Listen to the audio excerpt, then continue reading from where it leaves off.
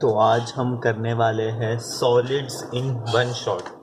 तो यार ये वीडियो अंडर 20 मिनट्स में आपको सॉलिड्स चैप्टर पूरा सिखा देगा, JEE मेंस के लेवल तक का।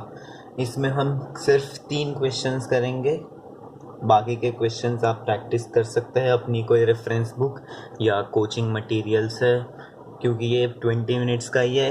इस पे मेन फोकस होगा फॉर्मूलाज पे। तो स्टार्ट करते हैं। इलास्टिसिटी। इलास्टिसिटी होता क्या है? तो ये एक बॉडी की एबिलिटी है जो ओपोजिंग फोर्स है उसको रेजिस्ट करने की, या फिर हम कह सकते हैं कि ये एक एबिलिटी है बॉडी की फोर्स लगने के बाद अपने ओरिजिनल शेप में आने की। तो ये है इलास्टिसिटी। नेक्स्ट आता है स्ट्रेस।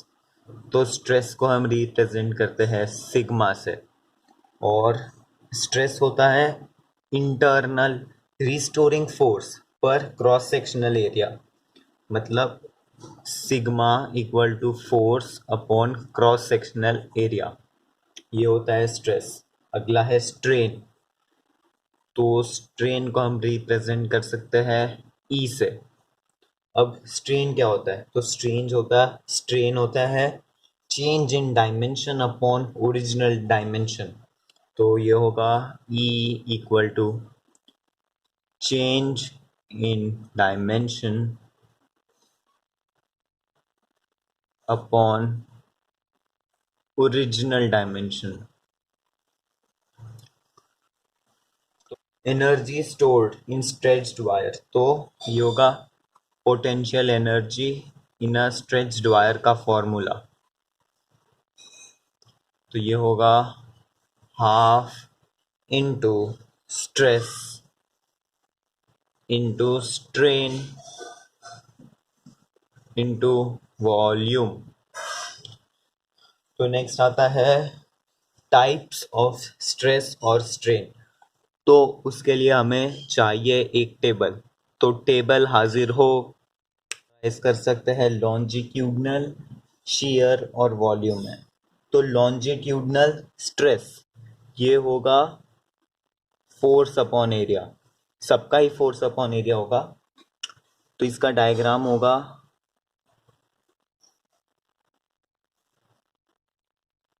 अगर हम साइड से फोर्स लगाएंगे तो इसका ये क्रश हो जाएगा, जैसे कैन को हम क्रश कर सकते हैं ना, वैसे। और अगर इसके ऑपोजिट डायरेक्शन में फोर्स लगाएंगे तो ये एक्सपांड भी हो सकता है। ठीक है, अगर हम फोर्स बाहर लगाए तो। अब शियर मतलब हम टेंजेंशियली फोर्स लगाएंगे, तो इसका भी फॉर्मूला सेम होगा पर इसका डायग्राम अलग होगा।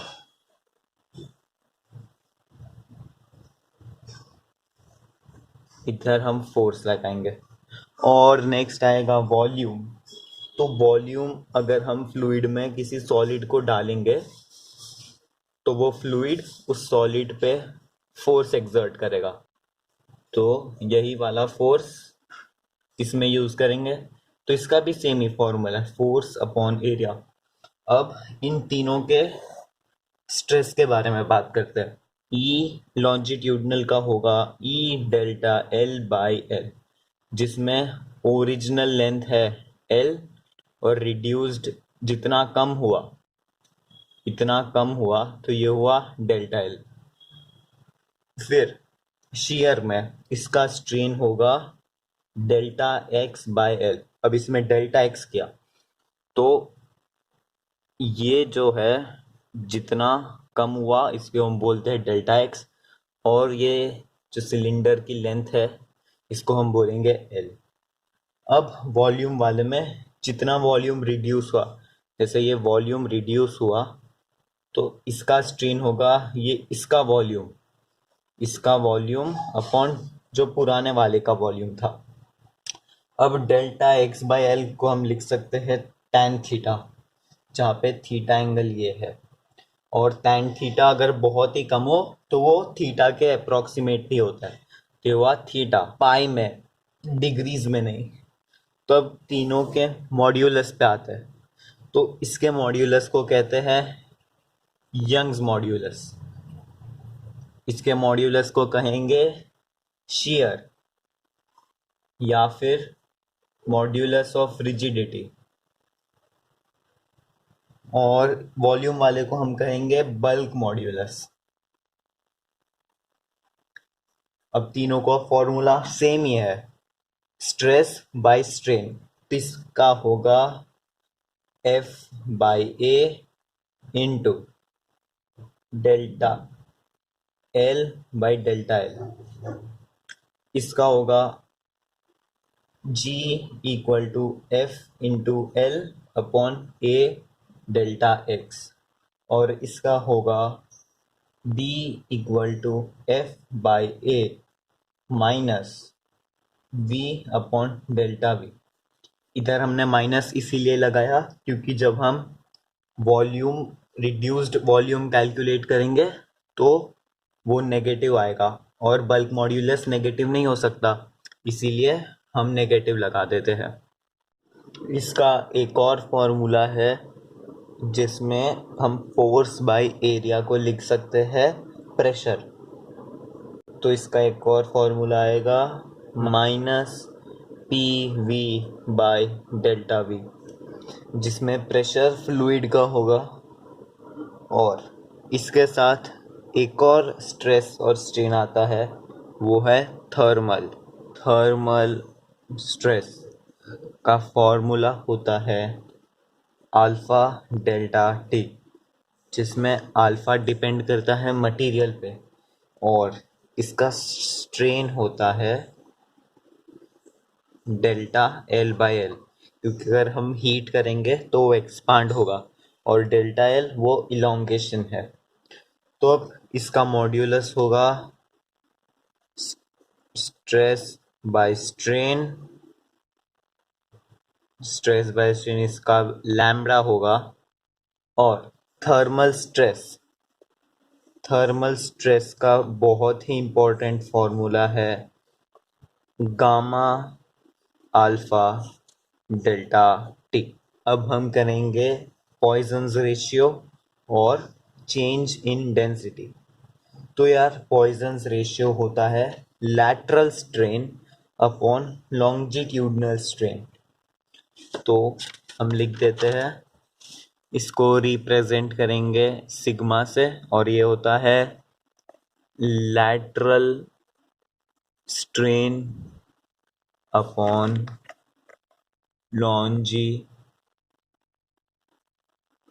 Longitudinal strain. अब चेंज इन डेंसिटी की बात करते हैं, तो इसका होगा rho dash equal to rho, जो ओरिजिनल रो है, upon one minus D P, ये change in pressure upon bulk modulus, क्योंकि डेंसिटी तभी चेंज होगी जब हम प्रेशर में चेंज करेंगे। अब इस चैप्टर का सबसे इम्पोर्टेंट पार्ट आता है स्ट्रेस स्ट्रेन कर्व। इसको बनाना बहुत ही आसान है। वाई एक्सिस पे लेंगे हम स्ट्रेस, एक्स एक्सिस पर लेंगे हम स्ट्रेन। तो सबसे पहले strain is directly proportional to stress, तो सबसे पहले आएगा एक स्ट्रेट लाइन। अब से थोड़ा ग्राफ उल्टा पुल्टा है, तो इसको बनाएंगे सबसे पहले थोड़ा ऊपर, फिर नीचे, फिर बहुत ऊपर, और नीचे खत्म। तो अब हम पॉइंट्स को नाम देते हैं जहाँ पे ये खत्म होता है, इसको बता देंगे ए।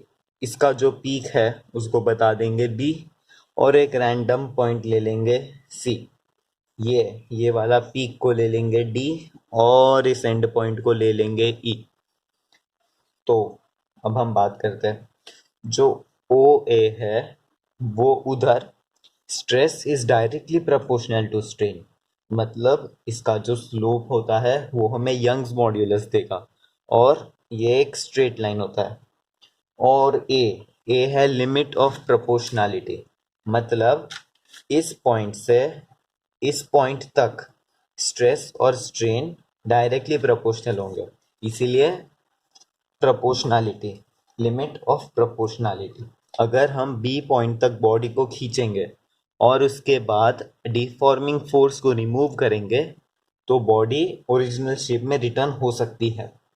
अब ए बी में स्ट्रेस डायरेक्टली प्रोपोर्शनल नहीं है स्ट्रेन से, और ओ बी इलास्टिक रीजन है। मतलब क्या हुआ कि इधर अगर डिफॉर्मिंग फोर्स रिमूव करेंगे तो जो वायर या ऑब्जेक्ट होगा वो ओरिजिनल शेप में आ जाएगा। अब आफ्टर बी की बात करते हैं। तो इधर छोटे से स्ट्रेस से हमें बहुत बड़ा चेंज मिलेगा स्ट्रेन, और इसमें अगर इसमें हम अज्यूम करते हैं एक पॉइंट सी, जहाँ इसमें अगर हम एक वायर ले और डिफॉर्मिंग फोर्स निकाल दे तो वायर कंप्रेस तो होगा पर अपने ओरिजिनल शेप तक नहीं पहुंचेगा, उसमें थोड़ा इलोंगेशन आ जाएगा। अब बात करते हैं डी की।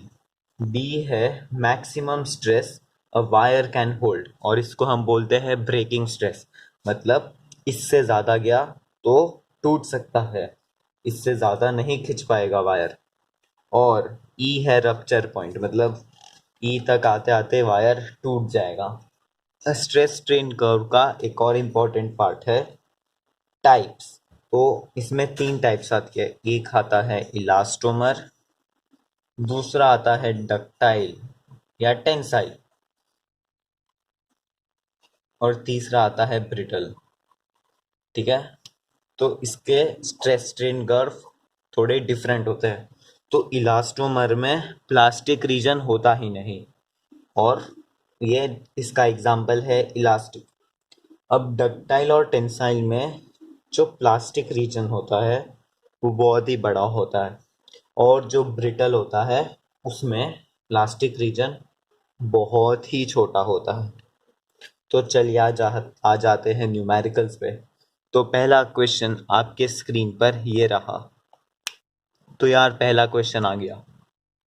इसमें एक कॉपर वायर दिया है जिसके नीचे 2 kg का मास है, उसके ऊपर है 6 kg का मास जो एक स्टील के वायर से जुड़ा हुआ है। अब दोनों का स्टील वायर का लेंथ है 2 मीटर, कॉपर का है 1 मीटर।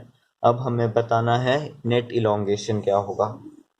तो यार इलोंगेशन हमें कहाँ से मिलेगा? मॉड्यूलस वाले से, क्योंकि हमें मॉड्यूलस दोनों का दे रखा है। तो यार अब हमें फोर्स चाहिए, तब इसमें फोर्स क्या है? तो यार कोई एक्सटर्नल फोर्स तो एक्ट कर नहीं रहा, और दोनों के पास मास भी है, मतलब ग्रेविटेशनल फोर्स वर्क करेगा। तो जो फोर्स होगा वो होगा mg। तो कॉपर वायर के लिए फोर्स होगा 20, क्योंकि 2 × g मास है ना। ठीक है, तो ये हुआ 20। तो अब हम फॉर्मूला में डाल देंगे lambda equal to F L upon area delta L. तो अब डेल्टा एल होगा 2 × 10 मास इंटू ग्रेविटी इंटू 1, क्योंकि इसकी लेंथ 1 मीटर है, अपॉन एरिया 2 × 10⁻⁻⁴, क्योंकि हमने सेंटीमीटर स्क्वायर को मीटर स्क्वायर में कन्वर्ट किया, इंटू 10⁻11। तो इसका आंसर आएगा 10⁻⁻6 मीटर। अब सिमिलरली हम कैलकुलेट करेंगे स्टील के लिए। तो स्टील के लिए फोर्स होगा 80, क्योंकि 2 + 6 दोनों एक्ट करेगा। इसमें हम कॉपर वायर का मास नहीं लेते। तो अब इसमें लगाएंगे फॉर्मूला। तो इसका होगा डेल्टा एल इक्वल टू 8 × 10 × 2, क्योंकि इसकी लेंथ 2 मीटर है, डिवाइडेड बाय 2 × 10⁻⁻⁴ इंटू 2 × 10⁻11, और इसका आता है 4 × 10⁻⁻6 मीटर। तो अब दोनों को ऐड कर देते हैं। ठीक है, तो नेट इलोंगेशन हम लिख सकते हैं 10⁻⁻6 प्लस 4 × 10⁻⁻6। 10⁻⁻6 को कॉमन ले लेंगे तो इसको लिख देंगे 5 × 10⁻⁻6, और ये मीटर में है, तो इसको मिलीमीटर में कन्वर्ट करने के लिए 1000 से मल्टीप्लाई कर देंगे, तो ये हुआ 5 × 10⁻³ ये हुआ नेट इलोंगेशन। तो यार अब आ जाता है दूसरे क्वेश्चन पे। अब इस क्वेश्चन में दिया है कि where should a mass m be kept so that in steel and copper wire we have same stress और same strain। तो यार ये क्वेश्चन थोड़ा ट्रिकी है। तो सबसे पहले बात करेंगे सेम स्ट्रेस की। तो दोनों का स्ट्रेस सेम है, तब स्ट्रेस क्या होता है? Force upon area. तो ये हुआ फोर्स अपॉन एरिया, तो इससे हमें रिलेशन मिलेगा 2T1 = T2। अब इक्विलिब्रियम में रखना है, तो इसका मतलब क्या? टॉर्क भी जीरो होगा। तो अब हम टॉर्क कौन से पॉइंट पे ले? तो इसमें हम लेंगे टॉर्क अबाउट एक्स, और एक्स क्या है? डिस्टेंस है स्टील से, मतलब ये एक्स है। तो अब हम टॉर्क लेंगे एक्स पे, तो ये क्या होगा? तो ये होगा T1 T1x minus T2 2 - x। ठीक है, ये होगा 0। जब इसको सॉल्व करेंगे, इधर से इसकी वैल्यू डालेंगे, तो हमें आंसर आएगा x = 1.33 मीटर। मतलब हमें मास को 1.33 मीटर दूर रखना है स्टील वायर से, जिससे कि दोनों वायर पे स्ट्रेस सेम आएगा। अब बात करते हैं स्ट्रेन की। तो स्ट्रेन में हम लिखेंगे, दोनों का स्ट्रेन इक्वल है, तो strain steel equal to strain copper. ठीक है, तो इधर आएगा स्ट्रेस